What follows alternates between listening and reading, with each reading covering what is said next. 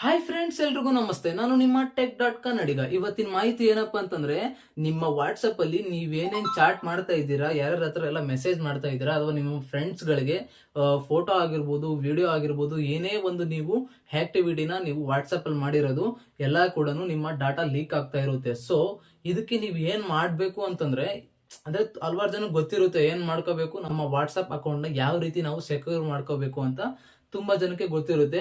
ಹಲವಾರು ಜನಕ್ಕೆ ಈ ಒಂದು ಸೆಟ್ಟಿಂಗ್ ಗೊತ್ತಿರಲ್ಲ. ಏನಂತಂದ್ರೆ ಏನೋ ಮಾಮೂಲಿ ನಾರ್ಮಲ್ ಆಗಿ ಎಲ್ಲ ವಾಟ್ಸ್ಆಪ್ ನ ಯೂಸ್ ಮಾಡ್ತಾ ಇರ್ತೀರಾ, ಡೈಲಿ ಬೇಸ್ ಮೇಲೆ ಹೋಗ್ತಾ ಇರುತ್ತೆ. ಬಟ್ ನೀವು ಈ ಒಂದು ಸೆಟ್ಟಿಂಗ್ ನ ಆನ್ ಮಾಡ್ಕೊಂಡಿಲ್ಲ ಅಂತಂದ್ರೆ ನಿಮ್ಮ ವಾಟ್ಸ್ಆಪ್ ಹ್ಯಾಕ್ ಆಗೋ ಚಾನ್ಸಸ್ ಇರುತ್ತೆ. ಈ ಒಂದು ಪ್ರೈವಸಿ ಸೆಟ್ಟಿಂಗ್ ನ ನೀವು ಯಾವ ರೀತಿ ಆನ್ ಮಾಡ್ಕೊಳ್ಳೋದು ಅಂತ ಹೇಳೋಕು ಮುಂಚೆ ನಮ್ಮ ಯೂಟ್ಯೂಬ್ ಚಾನಲ್ಗೆ ಯಾರ್ಯಾರು ಸಬ್ಸ್ಕ್ರೈಬ್ ಆಗಿಲ್ಲ ಕೂಡಲೇ ಸಬ್ಸ್ಕ್ರೈಬ್ ಆಗಿ, ಹಾಗೆ ಪಕ್ಕದಲ್ಲಿರುವ ಬೆಲ್ ಐಕನ್ ಅನ್ನು ಆಲ್ ಅಂತ ಕ್ಲಿಕ್ ಮಾಡಿ. ಮೊದಲು ನೀವು ನಿಮ್ಮ ವಾಟ್ಸಪ್ ಗೆ ಹೋಗ್ಬೇಕಾಗುತ್ತೆ. ವಾಟ್ಸಪ್ ಗೆ ಹೋಗಿದ ತಕ್ಷಣ ಇಲ್ಲಿ ತ್ರೀ ಡಾಟ್ ಲೈನ್ ಇದೆಯಲ್ಲ ಮೂಲೆಯಲ್ಲಿ, ಆ ತ್ರೀ ಡಾಟ್ ಲೈನ್ ನ ಕ್ಲಿಕ್ ಮಾಡಿ. ನೀವು ತ್ರೀ ಡಾಟ್ ಲೈನ್ ನ ಕ್ಲಿಕ್ ಮಾಡಿದ ತಕ್ಷಣ ಇಲ್ಲಿ ಹಲವಾರು ಆಪ್ಷನ್ ಗಳು ಬರ್ತವೆ.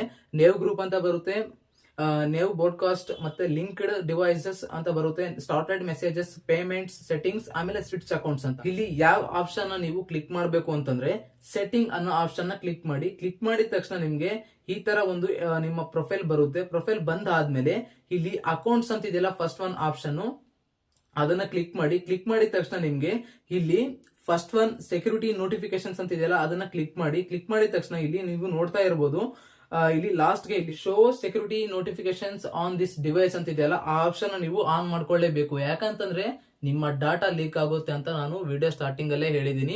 ಸೊ ಈ ಒಂದು ಆಪ್ಷನ್ ನೀವು ಪ್ರೈವೇಟ್ ಆಪ್ಷನ್ ನೀವು ಆನ್ ಮಾಡ್ಕೋಬೇಕು. ಯಾವುದೇ ರೀತಿ ಹ್ಯಾಕ್ ಆಗೋ ಚಾನ್ಸಸ್ ಇರಲ್ಲ.